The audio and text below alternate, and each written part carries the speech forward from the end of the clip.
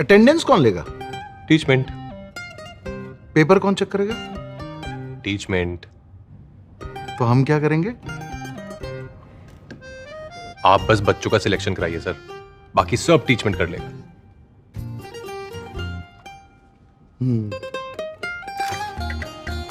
चाहे जैसी भी जरूरत हो, टीचमेंट पे टीचिंग आसान है। आज ही डाउनलोड करें टीचमेंट, इंडिया का number 1 teaching app.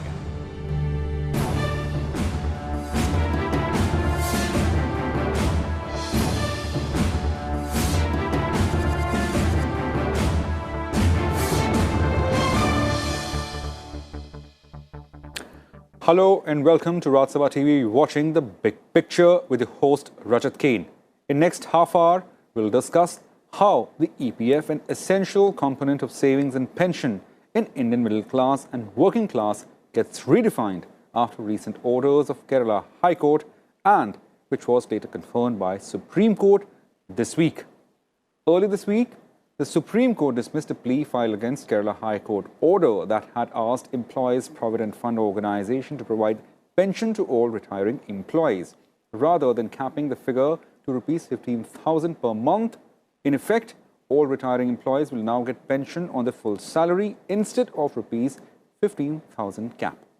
In September last year, a division bench of Kerala High Court had nullified the amendments made to the Employees Pension Scheme in 2014 after a detailed hearing upon as many as 507 petitions filed by various organizations and individuals challenging the EP Amendment Scheme of 2014. According to the new rules of 2014, new employees who had earned more than the capped wages, that means Rs 15,000, would not be eligible for EPS. The bench, comprising Chief Justice of India Ranjan Gogoi, Justice Deepak Gupta and Justice Sanjeev Khanna, dismissed plea filed by EPFO, saying that it finds no merit in the special leave petition and hence restoring the orders passed by the Kerala High Court. To discuss more on this important subject, we are joined with a guest in the studio, Mr. A.K. Bhattacharya, Editorial Director, Business Standard, Mr. R.K. Kukreja, former Additional Central Provident Fund Commissioner, and Mr. Jayandas Gupta, former Ambassador, WTO. Thanks all of you for joining us. Mr. Kukreja, I would like to start with you. EPF, Provident Fund, is essential part of Indian middle class and working class and salaried class. Could you simplify this, what exactly EPF means and how that becomes part of his savings for our viewers to start the discussion with?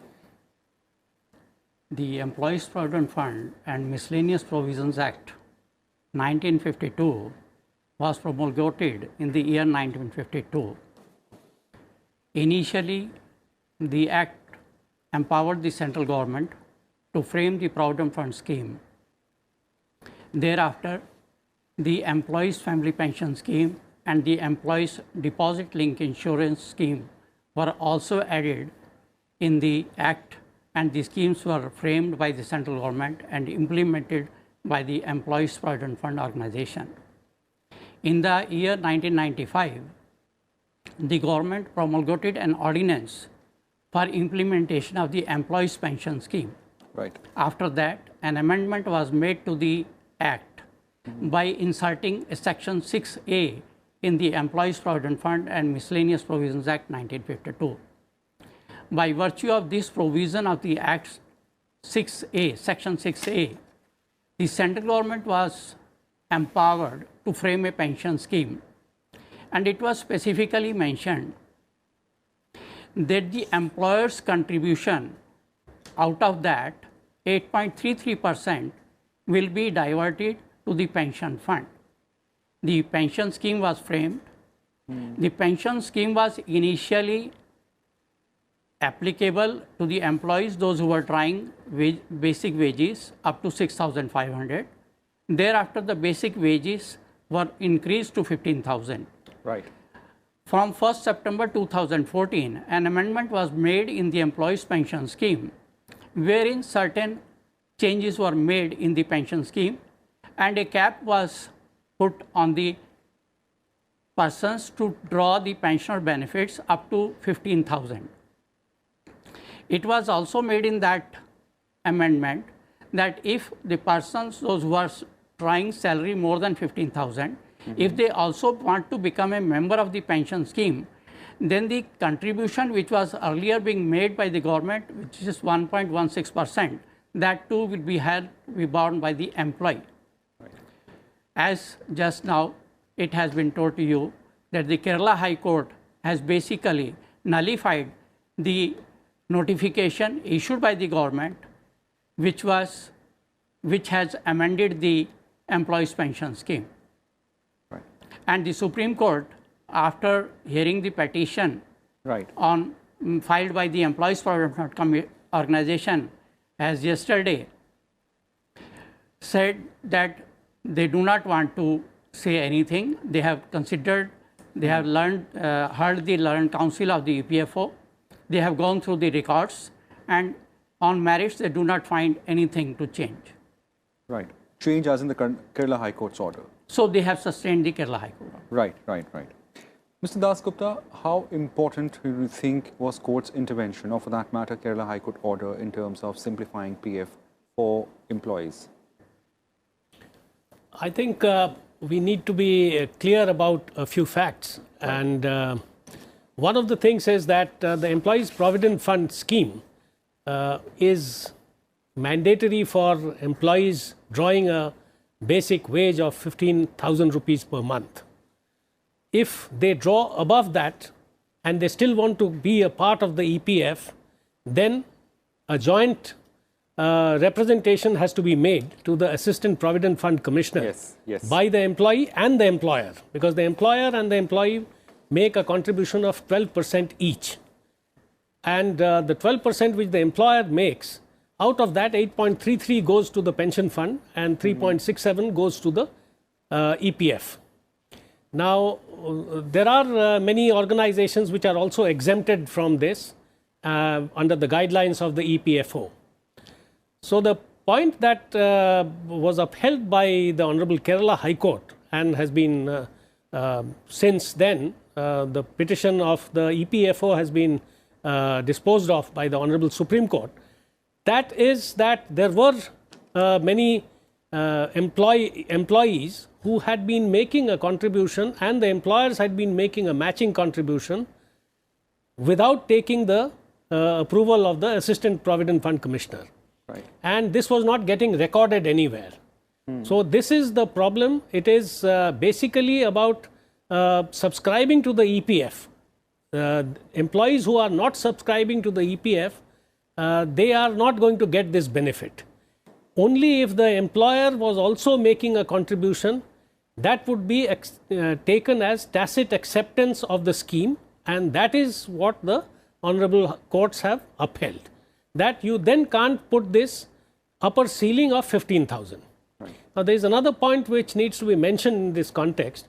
There is an SLP, I understand, I am open to correction, of the Union of India, which is the administrative ministry, the Ministry of Labour of the Government of India, which is pending disposal before the Honorable Supreme Court. So that till the disposal of that petition, it will not be final as to what happens to the Honorable Kerala High Court's judgment. Right. Mr. Bhattacharya, just discussing the Supreme Court order further, you think it's a far-reaching order, it will have far-reaching consequences? Well, yes, I think it will have far-reaching consequences going forward. Now, two principles need to be understood, which the Honorable Supreme Court of India has actually underlined in this judgment. Number one is that if the employer and the employee agree to contribute and enter into a kind of a compact with the permission obtained of the EPFO, then capping their pension is not an option. Okay. And that seems to be there, but then its impact will be felt going forward, because 2014, I think if I am not wrong, the Supreme Court's order even here makes it clear that those who may have given the option till 2014, when the law was amended, they will continue to enjoy this benefit. And the number two is that there are a large number of companies which do not administer their own, they allow their employees provident fund corpus to be administered by their trusts. I think this Supreme Court order has made it very clear that the enforceability of 2014 with proper acceptance by both the employer and employee would be applicable also to those categories of companies which be maintaining their own EPF accounts through trusts. A large number of many companies, large companies, actually maintain their own trusts to administer their EPFs. Right. My sense is that this Supreme Court order will clarify all doubts about it, whether this law applies to them as well or not. Right, right. And my final point would be that at a time when long-term savings and pension benefits are being considered for even the unorganized sector employees with a cap of 3,000 rupees per month, whereas the EPFO pension, the cap is lower.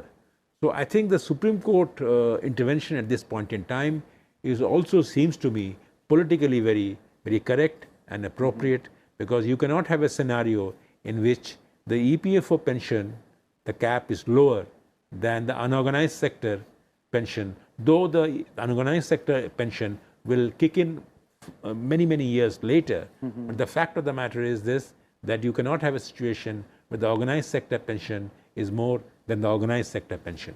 Right. Mr. Kukreja, I mean, I would like to ask one thing. What was the rationale of having 15,000 rupees cap, and why it was necessitated that this was required to be done?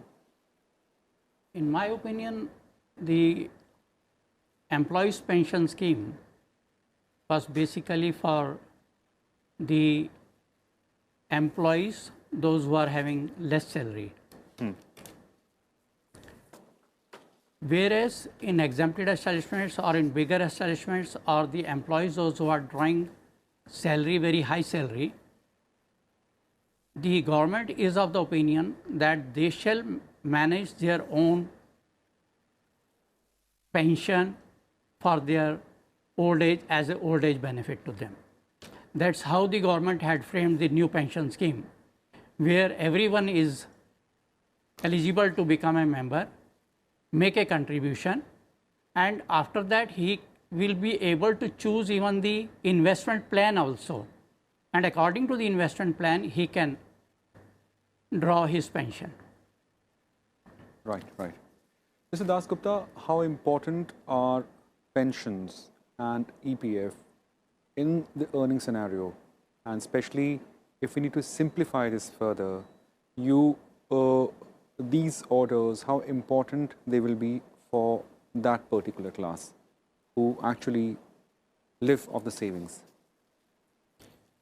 The basic policy objective for the EPFO itself or the EPF scheme is that workers who are basically shop floor workers, not part of the management, they would not be in a position to plan for their savings in such a manner that they get a corpus and then they can draw on that corpus when they retire from work. Right. So this ceiling of 15,000 and this the pension ceiling of 7,500 upon serving for a maximum of 35 years, which was built into the new pension scheme, both will have to go. If the Honorable Supreme Court has said that this 15,000 ceiling will not work, we have to study the actual judgment, because if it applies only to people who had crossed the 15,000 ceiling but whose employers were also making an equal contribution but it was not getting reflected in the EPF records, that is one thing. if it is of a far greater implication that the EPFO ceiling of 15,000 itself should be raised, that is a different issue. But be that as it may, I think when we are all seeing sea change in our thinking. Right. We have this universal basic income concept getting debated for people who are below the poverty line. We are seeing benefits which are going to the unorganized sector. So I think the government also needs to formulate a modern progressive looking policy for pension for the organized sector as well. You mean to say that there is a requirement of rethink on the EPF? You mean to say? Depending on the implications of the central of the Honorable Supreme Court, the government may have to reformulate the scheme in such a manner that it abides by the Supreme Court's judgment, and it also provides benefits to the employees while not putting an onerous burden on the employers. Right. Because at the moment the government's contribution is 1.16%, which is restricted only up to 15,000 rupees per month. Above that, the employer pays that contribution also. So there would be a rethink involved. Sir, are these EPF slabs far too complicated or complex to understand, which is why court's intervention was necessary? Is there a reformulation really required on this, or as there happens to be an extremely essential part of income for a certain working class or middle class to say of, or rather majority of middle class, so it should stay the way it is? No, I would not say they are complicated, but they are certainly framed in a way that the employer's liability in particular is capped. For example, the law is framed in such a way that it gives the employers the option of capping its contribution at a salary level which is of 15,000, or earlier it was 6,500 or whatever that figure was. So I think in my view there are two things that I would recommend.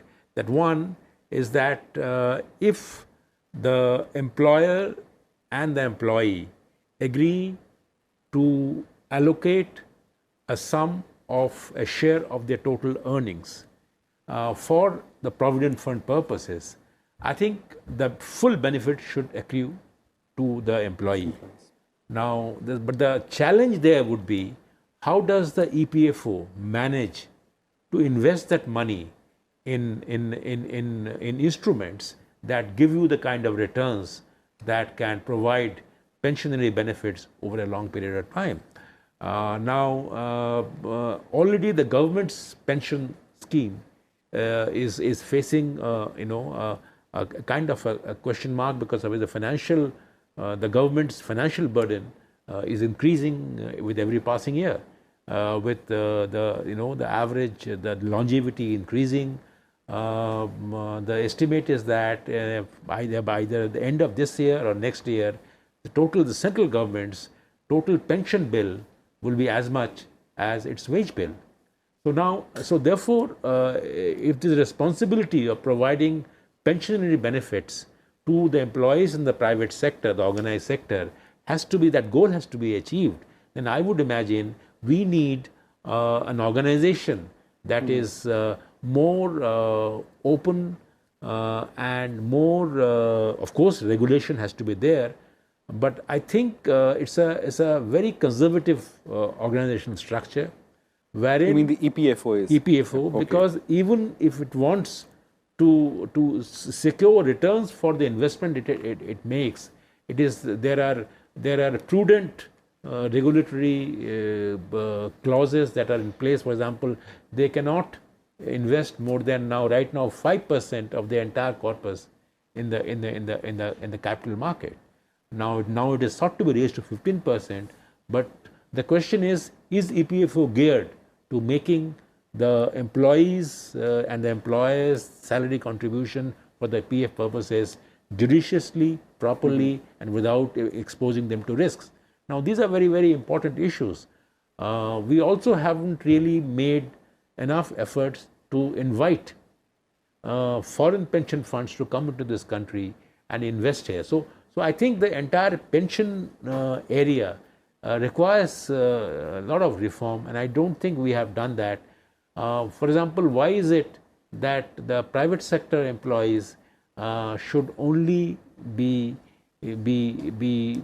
contributing their pension or their PF only to one organization? Why should not there be a competition of sorts between 2 or 3 organizations trying to secure more money from these companies?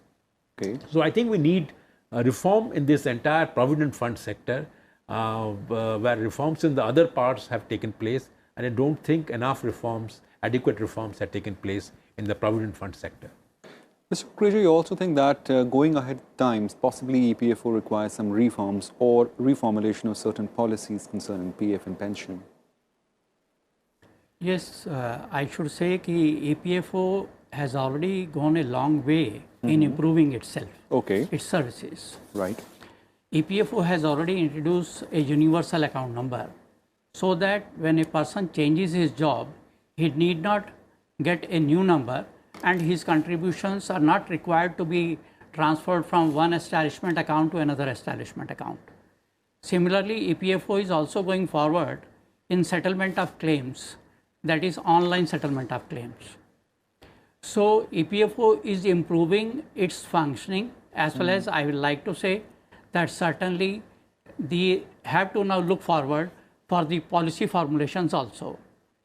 Just now it has been said that as far as pension is concerned, now it is becoming a big financial burden. Yes. And it is the real social security. If we say real social security, then Provident Fund is not the social security, it is the pension, which is the monthly payment to a person, that is the social security. And now people are very conscious, and I think everybody is now looking forward for a pension scheme. So EPFO will have to come forward with a policy formulation in regard to the pension scheme also. Mr. Dasgupta, as you just mentioned, in fact, you just dropped it that there is time for reformulation. So if one may ask you, what is those salient point in the policy changes that you would like to see in EPFO sector? I think part of it has been alluded to by Mr. Bhattacharya. Yes. The EPFO has hitherto been investing, I think the rate of interest which is paid to the EPF contributors is about 8.55%. It keeps varying. But it is basically derived by making investments in fixed income securities. Okay. Now, it was 5% which was invested in the bonds, in the mutual funds, and I think it is getting raised, or it's already been raised to 15%. But the EPFO is basically an organization which was designed to keep track of the EPF accounts, to calculate the interest, and to make smooth payments, easy payments to the employees.